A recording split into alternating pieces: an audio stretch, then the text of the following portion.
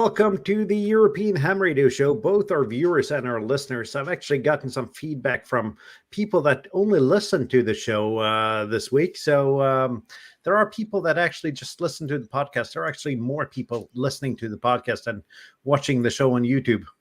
But YouTube will still be our primary platform, though. We're a guy short today. Walt couldn't make it. So it's pure European Ham Radio Show today.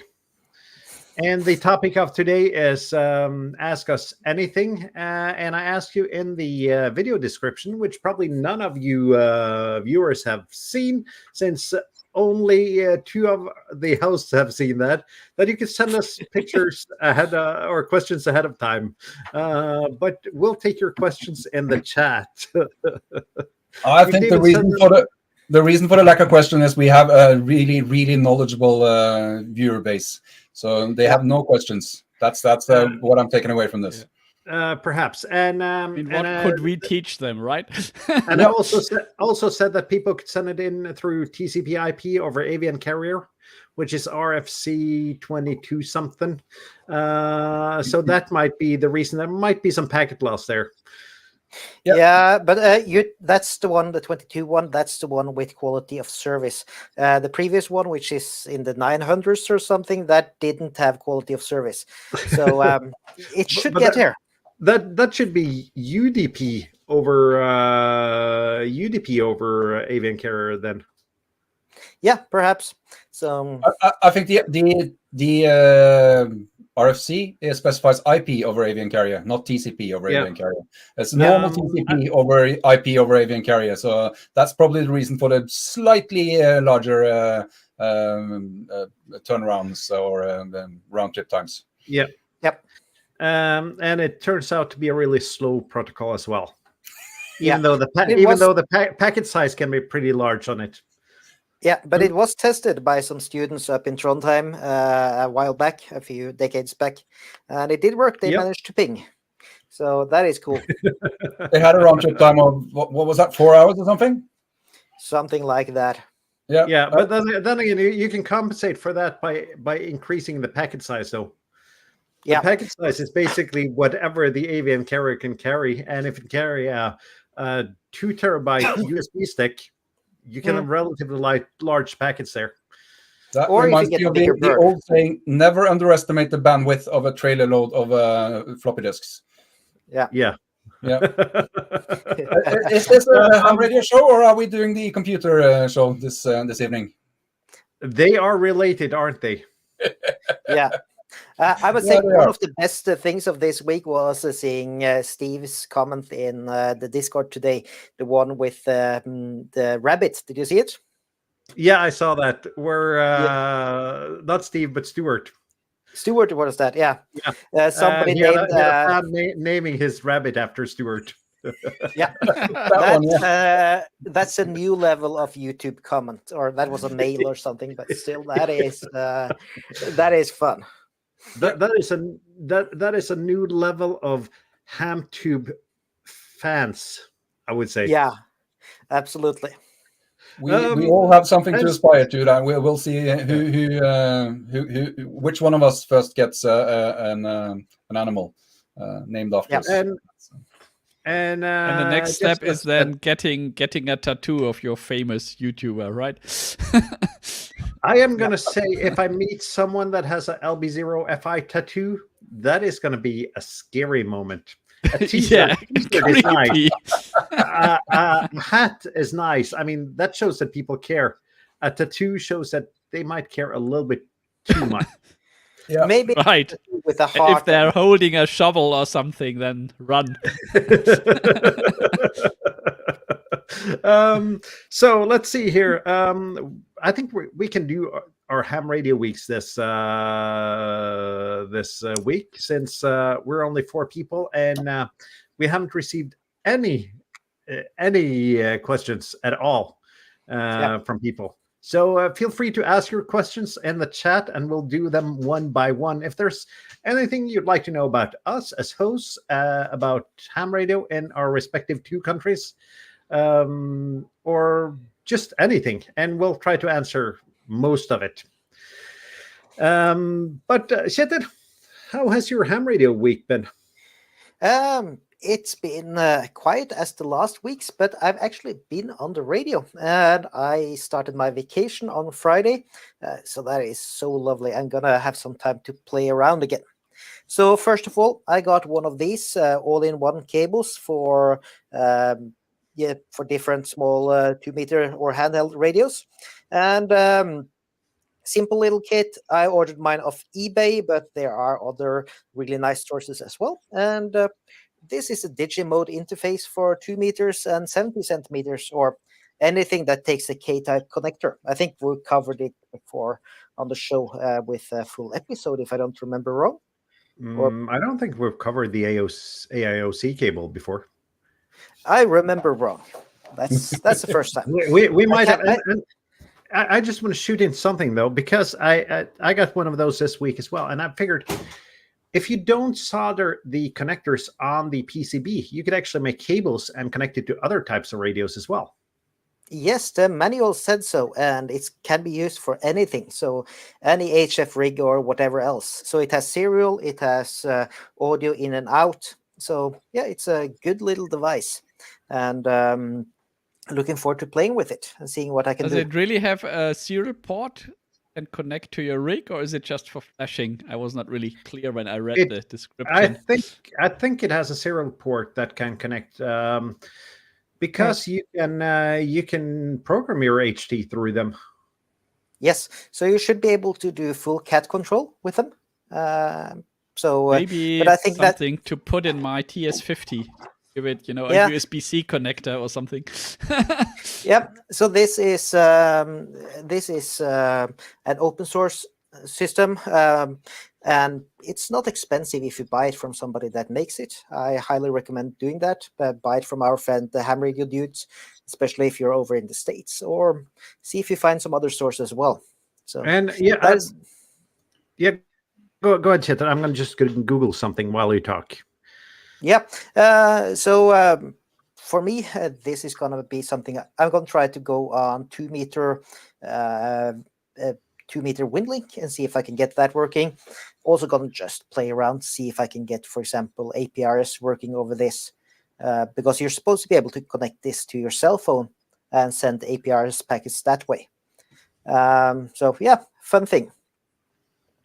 Yeah. Yeah, sorry, I'm gonna stop interrupting you now. No, start talking. I have need somebody else to talk as well, but I have more for my week.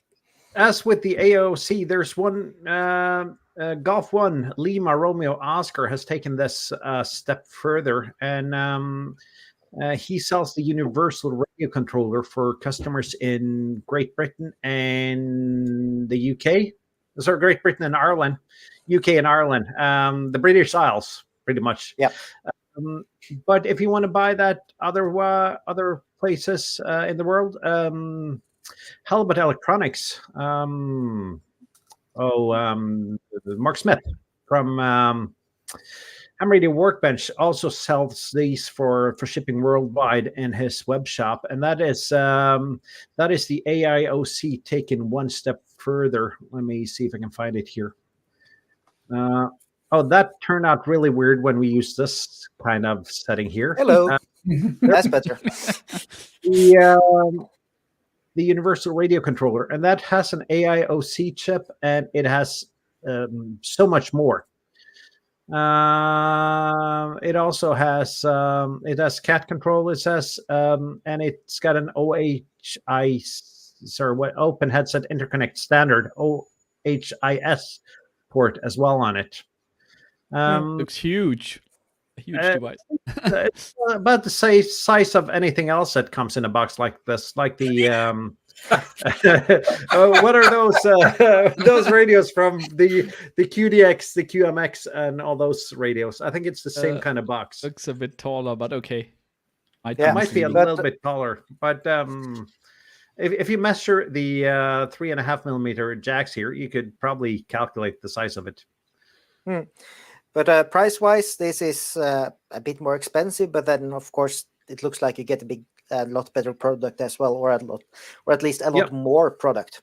So that is cool, and it's nice to see that there are some new options coming up with this sort of open source hardware for it. And I see Tobias has the page up, so let's see if we can embiggen Tobias here as well. Yeah. So that's the GitHub page. And what does it do? Here you can read it. All adapter with USB-C connector that enumerates itself as a sound card and a virtual TTY for programming. So here's the feature list. It's really a quite simple, straightforward device. There's only this one microcontroller and a few components around, oscillator, a few resistors, a few transistors, I think. That's it. That's very, very nice. Is the source code for the chip open source? Yes, you have to. Everything's on to, GitLab. And I scroll down. There's somewhere. It is open source. I've tried to order. I cloned the GitLab source, so it must be somewhere. I just have to find it. It is there. And there's even a bill of materials and everything you need to just upload it to JLC PCB. But JLC PCB doesn't seem to ever have the right parts in stock to make them. At least when I've tried. All right. What was missing is the STM chip. That's the only exotic thing on there, I think. I think it's a couple of resistors that's been missing when I've tried ordering it, and I don't know enough about electronics to find replacement resistors myself. Oh, all right. Yeah, maybe we should consider doing a run for the. Here's the source code. So source code's available. Yeah. Act to your heart's delight if you want. What else this week, Kjetil? Yes, I actually went on HF Radio, played around with the FT8 and FT4 in a different client for WSJTX, something called WSJTX Improved, which I can highly recommend. And it just adds a bit of functionality that I've been missing to the normal client. Otherwise, there's no functional differences, but for example, you can add, you can ignore people, you can filter out, or you can filter in specific things, and some other small quality of life improvements there. So finally, I had time to make a video, first video in 1.5 months or something like that. So that was nice to get back on the air with that. Yeah, that's basically my week. I am going to address a couple of questions that has come in the chat here. Colin asks, give us an overview for dummies of this AIOC thingy. What, why, etc., etc. I think we just did that, Colin, but feel free to ask more questions. I just got mine on Wednesday. I haven't really tried it out much, but it's basically a serial port and a sound card. Even more basically, it's what you need to run digital mode on an HD. Or program it. And it comes with a Kenwood connector. Put the URL in the chat. So. And Renee asked why. Renee asked why we have a LB call and not a LA call, and that's because we're licensed after 2013. It's young whippersnappers. That's why. Yeah. You can in fact still get an Lima Alpha call sign in Norway. I was offered to have that when I got my license, but then I would have to wait. If I took the Lima Bravo call sign, I could get it as I passed the test. So I think that's the reason most take the. And the rule is basically if you take your license on Svalbard, which has the Orion mine, which has the Juliet Whiskey and Juliet X-ray prefixes. Yep. Then you can have a Lima Alpha, or you get a Lima Alpha call sign, because then you can just swap Lima Alpha with Juliet Whiskey. Whereas we need a Juliet Whiskey stroke Lima Bravo, blah blah blah. But it's basically because we are the youth of ham radio. That is because we have Lima Bravo call signs. Yeah, and you forgot that you could also take, if you also live on Bouvet, you would also get Lima Alpha. Yeah. Because that's an equivalent. Not if you live there. If you take your license there, I think. No, it's if you live there. So if you move permanently to Svalbard, you can apply to get the Lima Alpha instead. But according to Norwegian law, no one is permanent residents of Svalbard. No, but if you live there, if you say I moved there, I'm going to work there, and this is for a period as is permanent. Yeah, then you can apply for it. Simple as that. Yep. That was that round of questions. Keep them coming, and we'll answer them when we get them. Tobias, how has your ham radio week been? I hate to say it, but again, not a lot of ham radio. I don't know what I'm doing in the show. No, sorry. I had last week off and caught up on tasks around the house, basically. The only ham radio that I did, I cleaned up my desk here behind a little bit. I moved some stuff away and got rid of some old junk that was lying around. So it's a little bit less messy. And then I made a small experiment how to glue soft PVC, which was not very successful. So I have as I said, I think last week, I have the rubber or PVC thingy where the mast comes out of the roof is a bit, rotted away and has a big hole in it.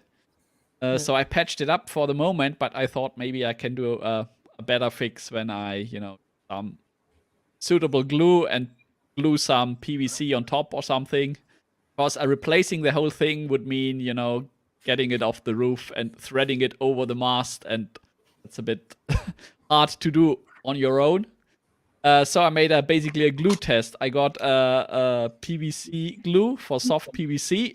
I got some epoxy because people said just epoxy it, 2K something. And I got a PVC tape with a strong industrial glue on one side. And so far it looks like the ready-made tape is the best. I must say, I always had problems with gluing stuff because you have to really know which glue to use for which components. Otherwise, it ends up in a mess. And the PVC glue that I got says it's a contact glue. So you coat two sides and then wait until everything is dry. And then you have to press it with force together. And then it should be a really good connection. But it isn't. So I probably do something wrong. So basically, you were not completely happy with all the injuries you got from bicycling, so now you're climbing roofs. Exactly, but I have a climbing harness and a rope that I can get around the mast, so if I fall off the roof, I will just dangle there in front of the neighbor's balcony. I was going to say, if you fall off the roof, you'll break your mast in the process. Maybe it breaks off, but you should not joke about these things. I think famous ham died from servicing his mask.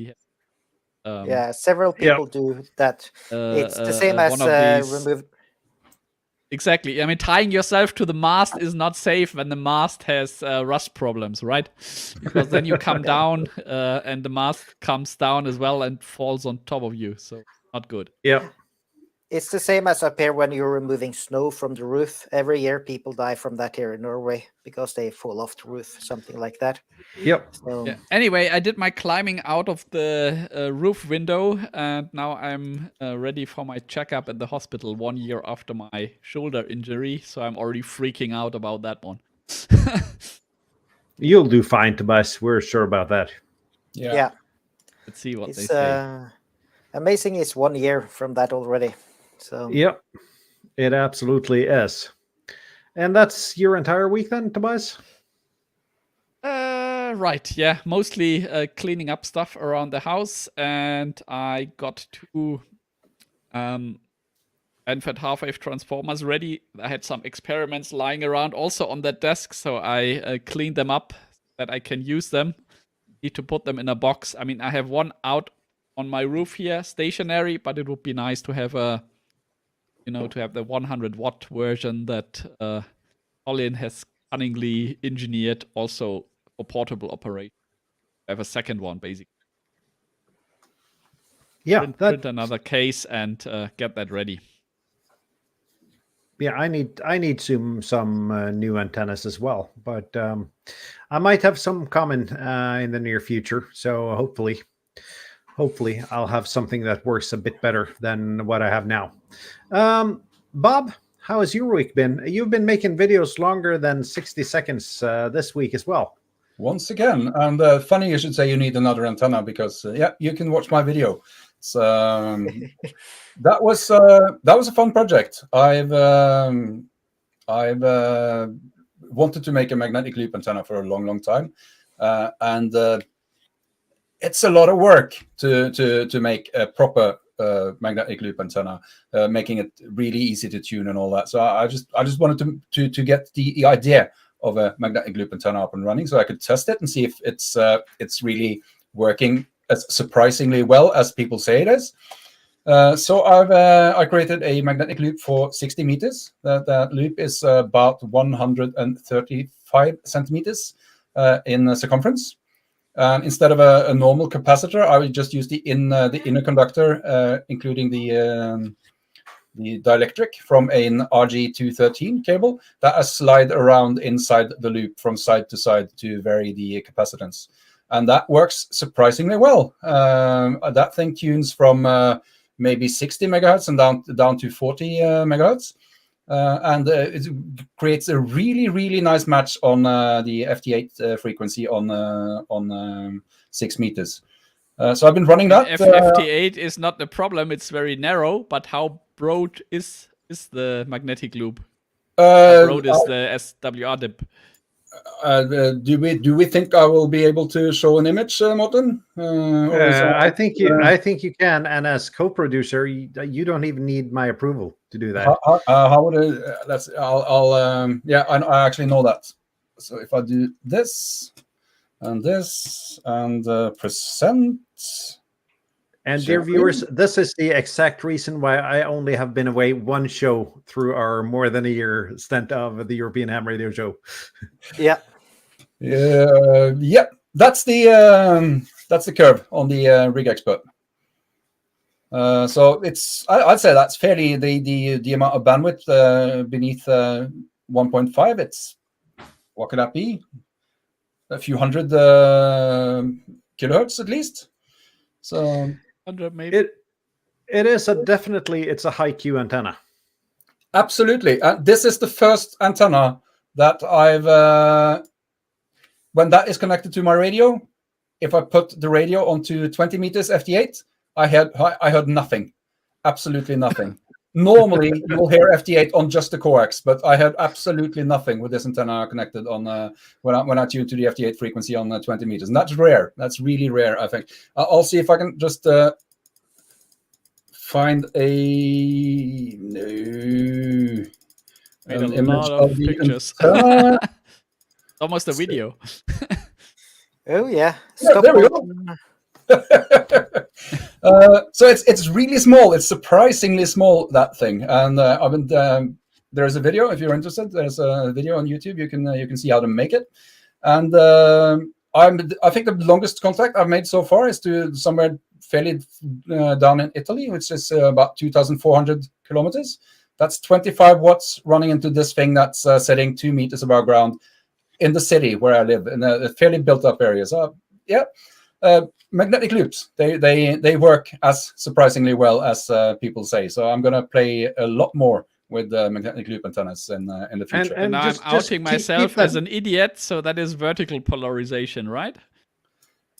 To be honest, I'm not sure. It's polarization. Let's keep it that way. Can you bring that picture up once again, Bob?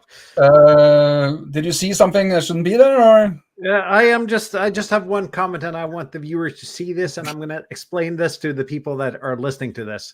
Yeah, because I have actually watched your video, and you talk about wiping the PVC markings off with acetone in order to make it the wife acceptance factor higher on this. Yeah, I do.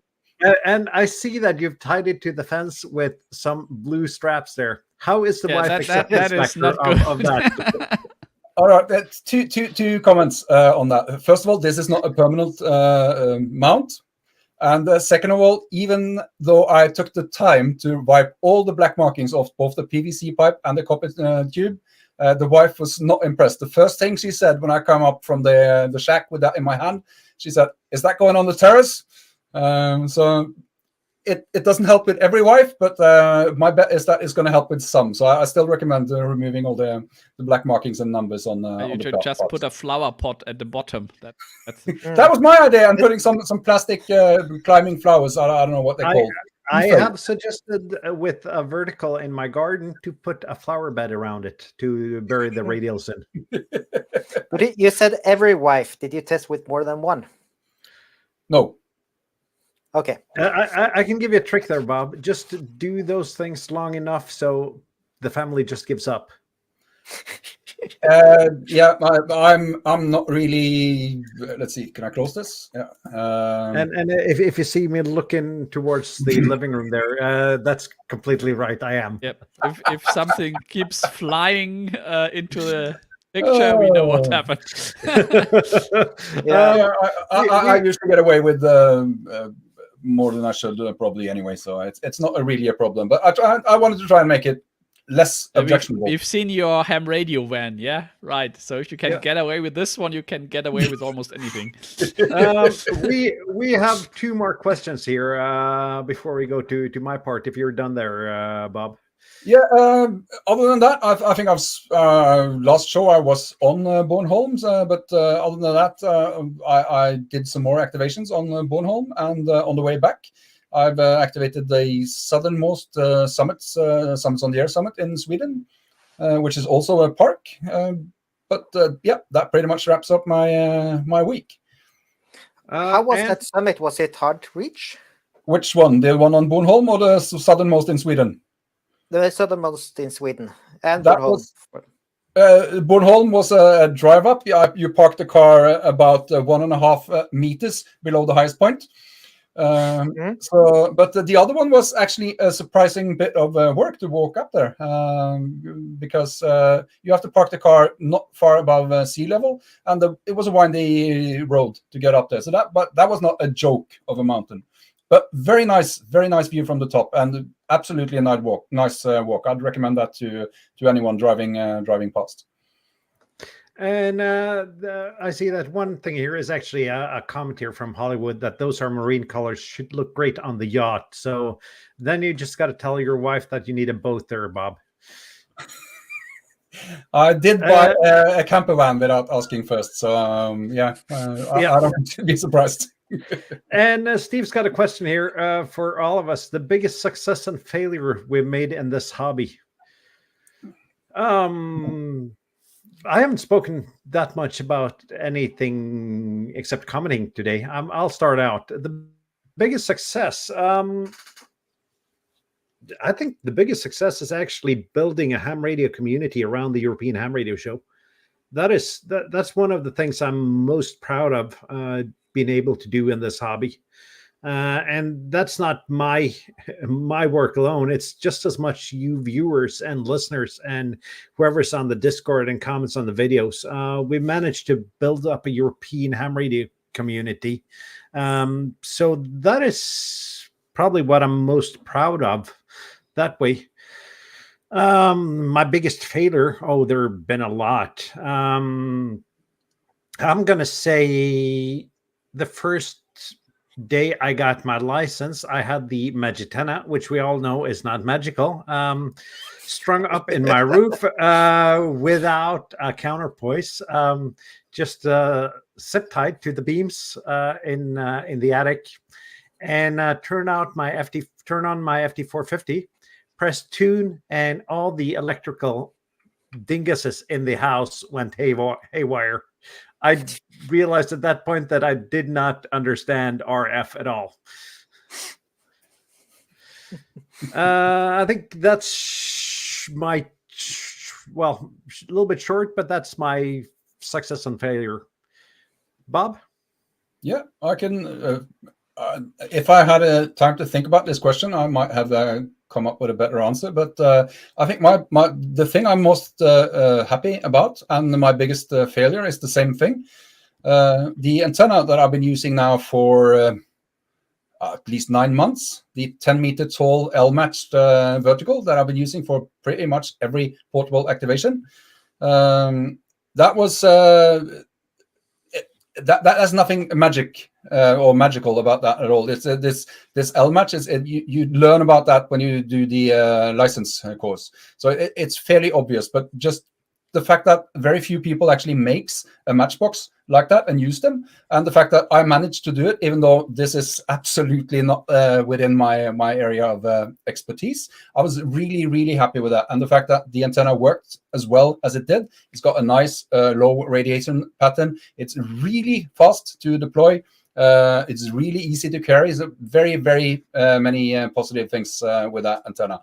And at some point, I'm going to describe it, how I made it, and yeah, we'll see. That's what I'd consider my biggest ham radio related success in this hobby. And my biggest failure would be last week. I got a new linear amplifier, 100 watts Neptune HF and 6-meter amplifier. And I thought, yeah, let's connect that to said antenna. And I blew out the capacitors in the L match. So not too happy about that. Tobias?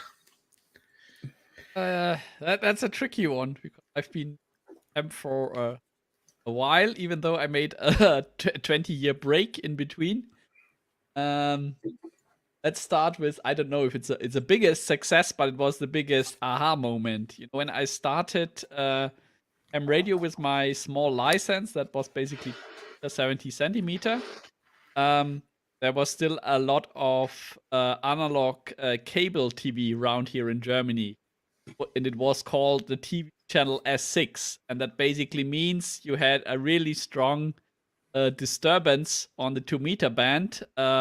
Whatever you do, because all the houses around, they all had cable, and they all had that channel, and they were all radiating because all the connections are very bad. Yeah, so it was not properly shielded. Yeah, so you had a real problem on 2 meters.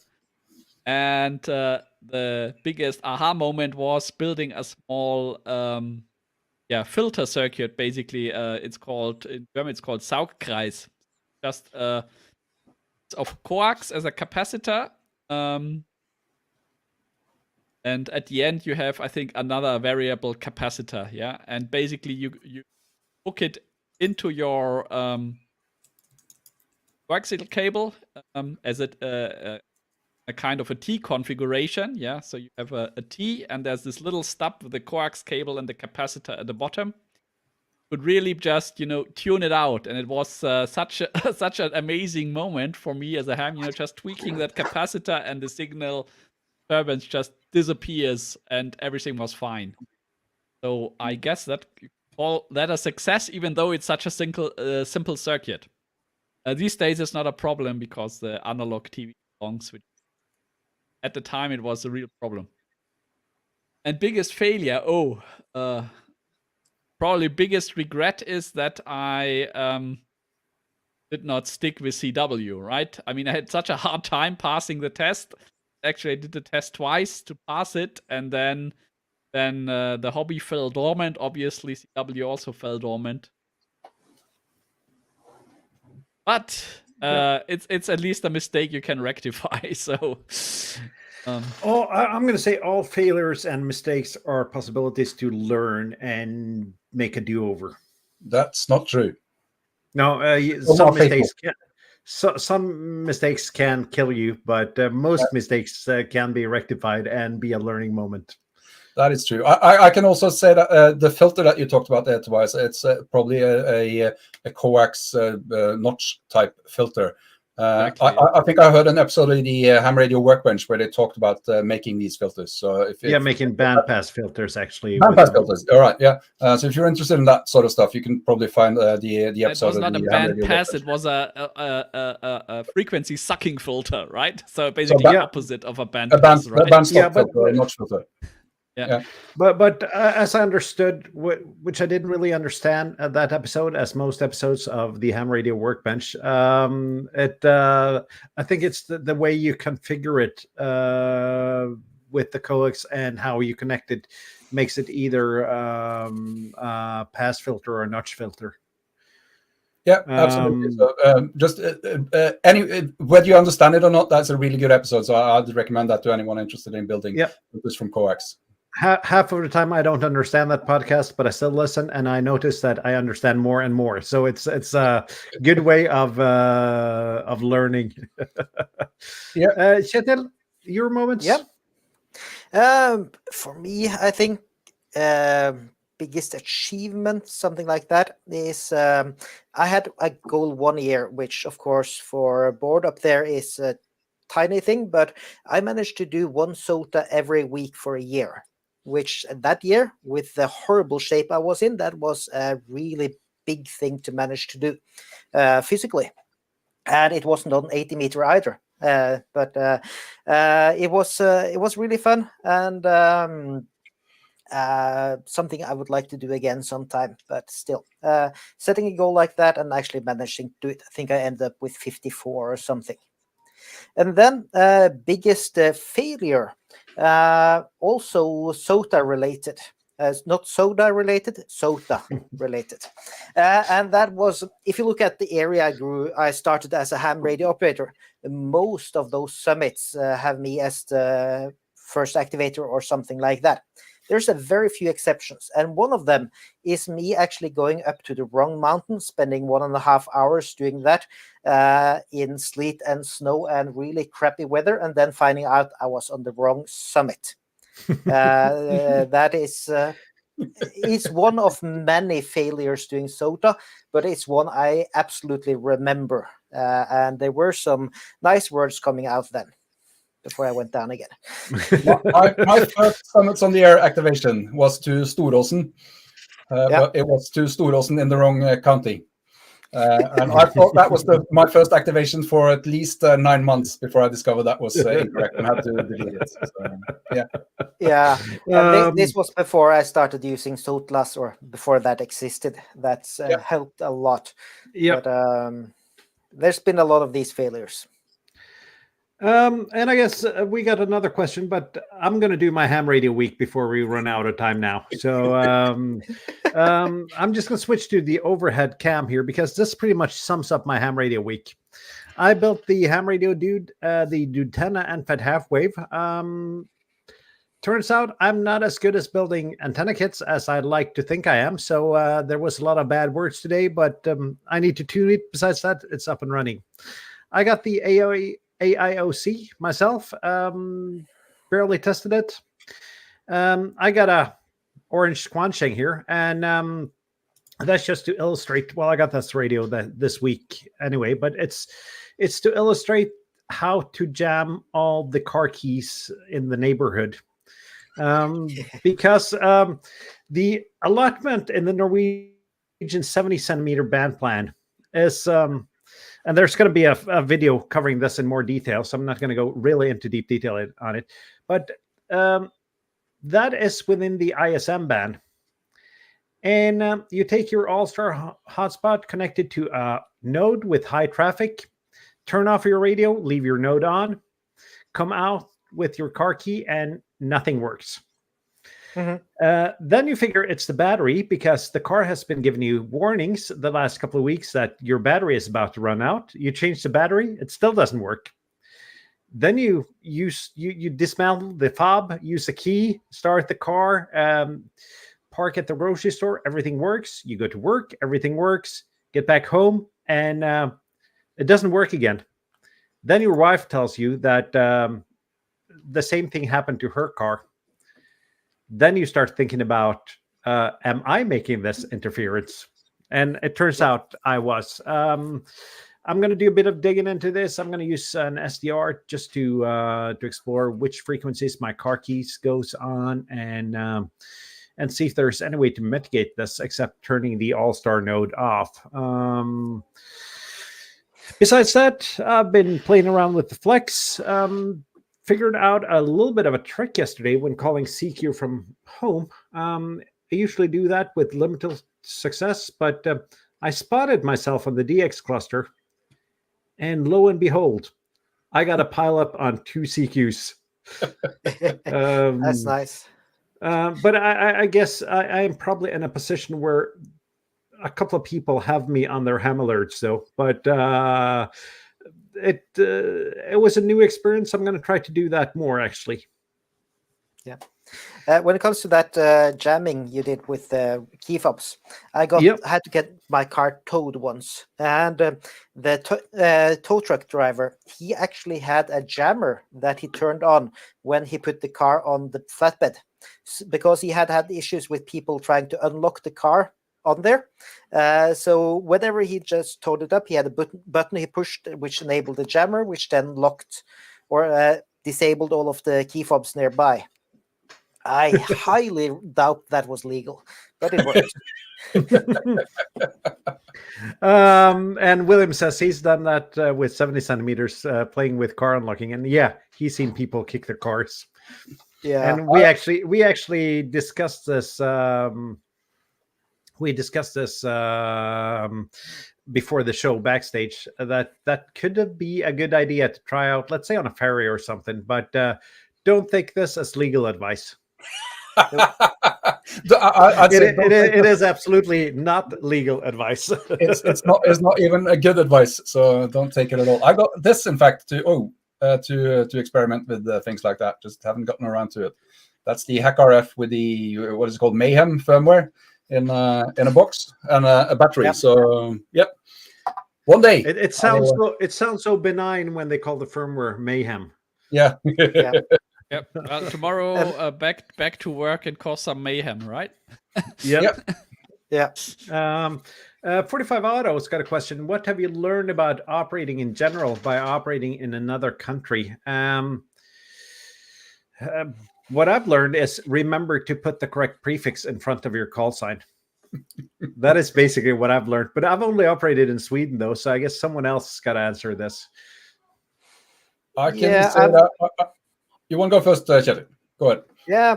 No, I said learning to find out about local rules that doesn't apply to radio, but trying to dig up like where you're allowed to walk, for example, which is very different in different countries. And of course, also reading like what am I actually allowed to do, which band allotments I'm allowed to have, and something like that. And that's kind of fun. I think for me, it's slightly related to that, because before I started operating anything abroad, I would I would probably act fairly entitled when I operated in Norway. Basically, there's no limitations that say you can't operate radio from pretty much everywhere in Norway, and I really didn't think too much about whether or not it was appropriate to do that. I don't think I was a huge pain, but I didn't. But when I operated abroad, especially when for that one activation that I did in the US, I was a lot more conscious that I didn't want to attract attention, and I did especially not want to attract attention from police. And I think that's I've carried that with me, so I'm a little bit more careful. I think maybe think twice before I decide on a place to operate portable in Norway. That's maybe the one thing I've picked up. Speaking about operating in New York City, though, did you see Ham Radio Crash Course video about operating PODA in New York City? I even gave him advice when he's talked about when he was planning on doing it, and said don't. But he didn't listen, and he managed. But that was that's just insane. It's an historic house and a statue that in Battery Park. That's a statue, and there's an historic house fairly far south on Manhattan Island. And he was just sitting on a bench outside that historic house on a New York street. And power to him. I do not have that big of a ball or balls. I said exactly the same when watching that video. That's a gutsy move. But he even had his own ID card, though, which makes it look a little bit more official. Steve comments that he found operating in the United States that people were really excited to speak with you, and that you probably don't get the same reaction across Europe. And I think that's a cultural difference, not only ham radio, because my experience is the same. Americans are so much more excited to speak to you, not really to get to know you and get in depth, but it's so much easier to hit up a conversation, to start a conversation in the United States than at least in Scandinavia. I got to say, I find rigging up a portable operation, it's a surprising conversation starter. People are genuinely interested in what you're doing, and they will come. They will ask you, maybe even while you're in the middle of a QSO. Yeah, I'm surprised. There's not a lot of other activities, not a lot of other things I've done out and about that would make people come up to you and ask what you're doing. So I think the curiosity factor here is big enough to break down that social barrier. Oh, absolutely. And I get people coming up to me and saying, well, my dad was a ham radio operator, and his call sign was this and that. And it's so nice to see people continuing on with the hobby. And we are the youth and the future of ham radio, even though we're in every other aspect of life middle-aged. Yeah. But a fun thing about that is that a huge or a large amount of the people that come up and ask me are usually if there's a couple going around, it's the woman coming and asking, probably because the guy is really curious, but he's not interested or doesn't dare to go over and ask. So the girlfriend goes over and asks, "What are you doing?" So I get this absolutely. It's the men that stare and the women that ask. Yeah, I get this a lot when I'm at the beach at Solastranda, where there's a lot of surfers, and my favorite place is also one of their favorite places to sit. So if I'm there before them, of course, I have the best place. And then they stare really evilly at me and go and sit passively aggressively somewhere else a few meters away. And every now and then somebody dares to come over and ask, "What are you doing actually?" How do you sit passive aggressively? How does that work? You know it when you see it. All right. Yeah, you get the vibe. Yeah, you get the vibe, like that's our place. All right. Any more questions, guys? We're here to answer your questions for another 15-ish minutes today, so keep them coming. Yeah, I forgot one big thing from my ham radio week. Actually, the biggest thing. We had a big MCOMS exercise again, and that was with 2 meter radios around 70 centimeters. So I used this one and some proper antennas for it, a J-pole antenna, and really fun to see how long or how far you can reach with those. So managed to get, I think it was 72 kilometers with that one and a J-pole antenna, which was 2 or 3 meters up in the air on 2 meters FM. So that's kind of nice. Yeah, and that kind of proves that antennas are everything. Yeah, I tried the same. I had a magnetic foot antenna, like a car antenna, which I had on ground level, but on a magnetic or a metal rail, and that didn't give nearly the same distance. So the J-pole antenna is really fun if you use it and you just try to raise it up minus 5 meters of coax. So if you get it up to that elevation, you can get some insane range with it. Mm-hmm. And just 5 watts. Speaking about insane range, there's also something that I forget about my ham radio week today. I was playing around on 6 meters today, and I got a contact in Norway, which is not so rare on 6 meters. But I got a contact in Norway close to Russia. See if I can remember. I'll bring my log up here so I can find the grid square here. Let me see here if it says so in the log. It was grid square Kilo Quebec 50. Which is as close to Russia as you can get in northern Norway, and it's about the same distance as southern Europe. But it's the first time I've beamed at 27 degrees with my 6 meter beam to get him. It was awesome. It was that is cool. And that's 1,600 kilometers. 1,600 kilometers according to Grid Tracker. Yep, that's nice on 6 meters. That is really nice, and I've made those contacts going south, but I've never made them go north. But he came in weak on the backside of my beam, and I figured, okay, I'm going to turn my beam around and see if I can get him. And that was awesome, getting a northbound QSO on 6 meters. Yeah, it's been some when we talk about we like to talk about magic on the show, as you all know, and 6 meter is, after all, the magic band. Yes, it is. I've been having lots of fun. I think 3 weeks ago, I have a it's called a Gain Master clone, or a clone of what's called a Gain Master for 6 meters that I will haul into the flagpole. It's of course a more capable antenna, especially hanging from the top of the flagpole compared to that magnetic loop. And I had some great fun with that, I think about 3 weeks ago. And also this week, after building that magnetic loop on 6 meters, it's just great fun. In fact, I have now the radio tuned to 5313, and the volume fairly low down. But if there's any traffic there, I'll hear it start beeping, and I can start up JTDX and run some more contacts. That's anyone that hasn't tried, try 6 meters. It's great fun this time of year at least. And you can watch my video. It's a great simple antenna. It's the peak of 6 meter season. And I was just going to say, in my merch store, which you can find underneath my videos on YouTube, of course, it doesn't show up when I go to my YouTube channel. You can buy some... It's Not That Magical shirts.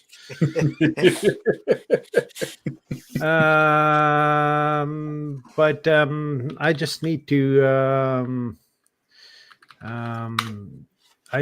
figure out where I made those, and I remember now. Steve's got a question. While I look around and try to find my my merch store here, you could answer that. I think Kjetil would be the most knowledgeable about that one in Norway. Yes, we have.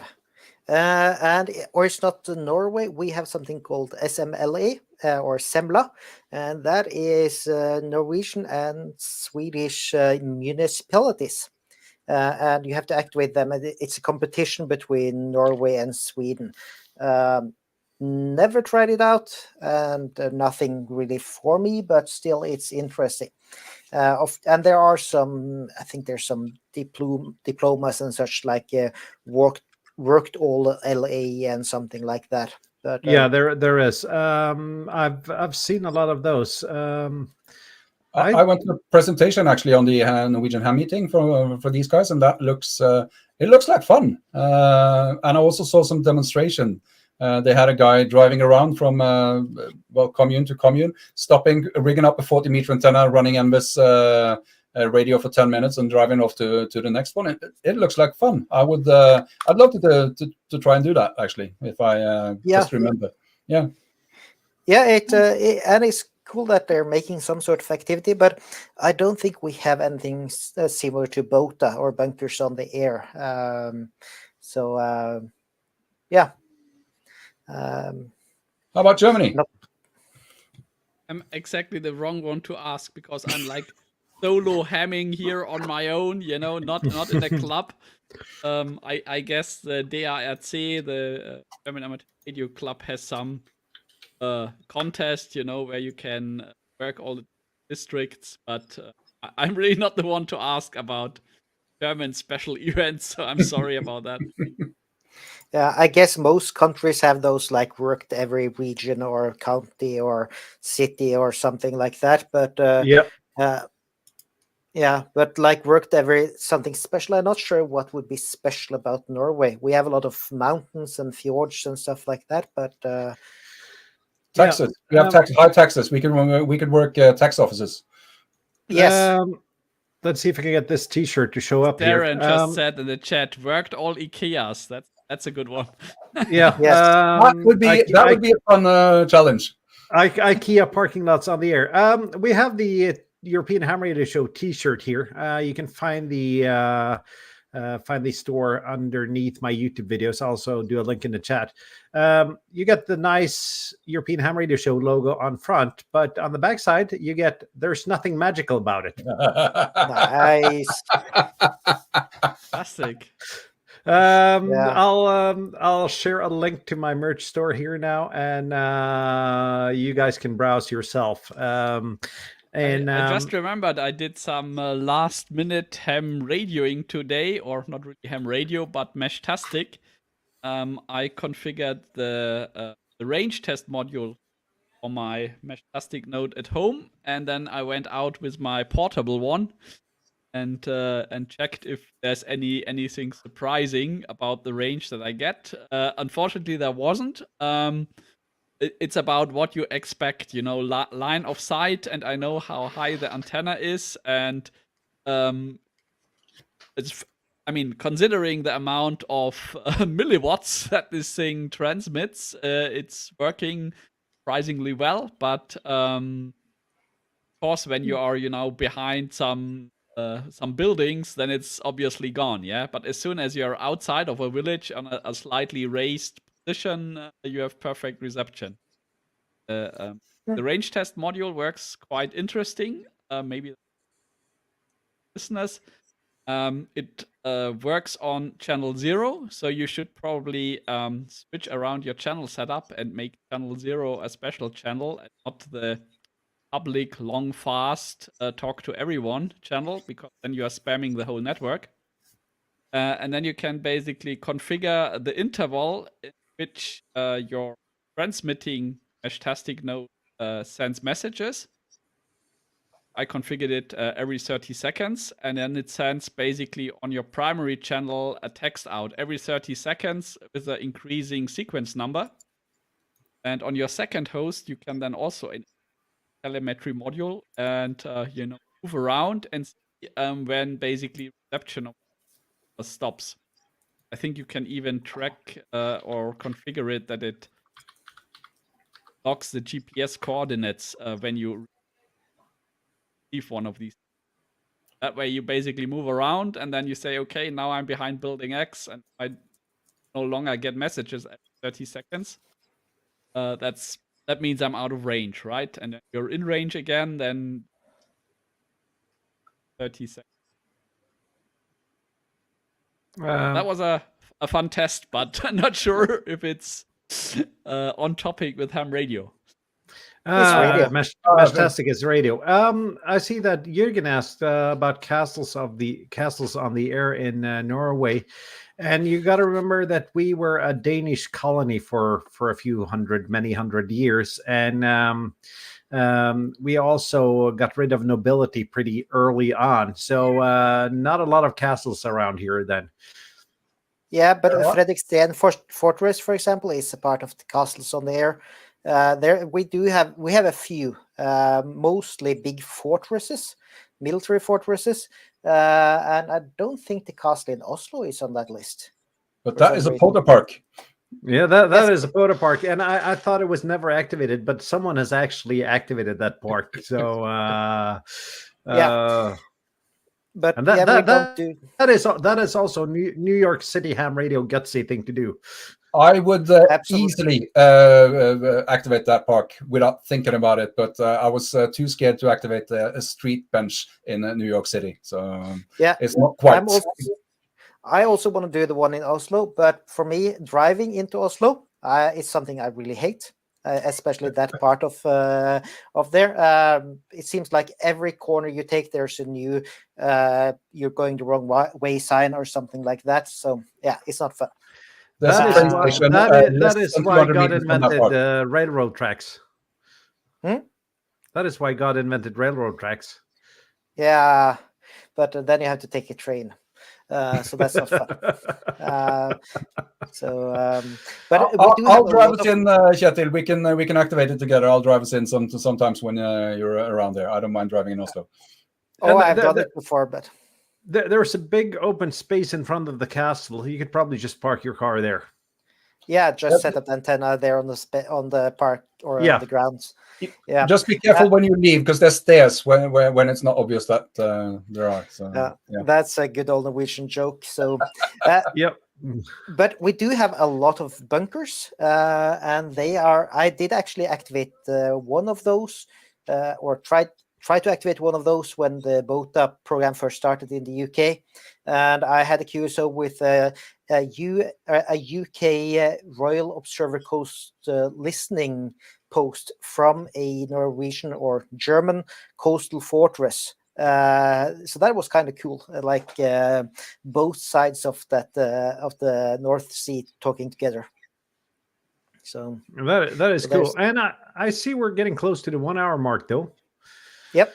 It's been a great fantastic on topic. Probably Yeah. because we didn't have much of a topic, but thank you guys for sending good and valid questions that have really sparked some discussion among us. And I just want to touch on my biggest success. I'm really humbled that we can do this every week and make a European ham radio live stream.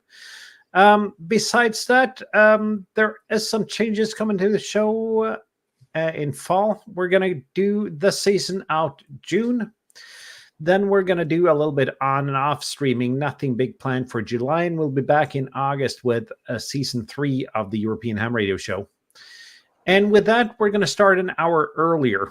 That is because my studio is in the hallway in my house. I like to call it my studio. The rest of the family calls it the hallway.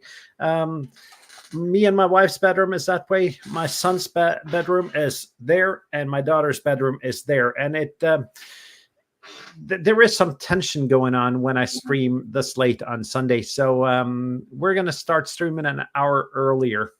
Have to get the whole family green screen colored nightgowns. Yeah. Yeah.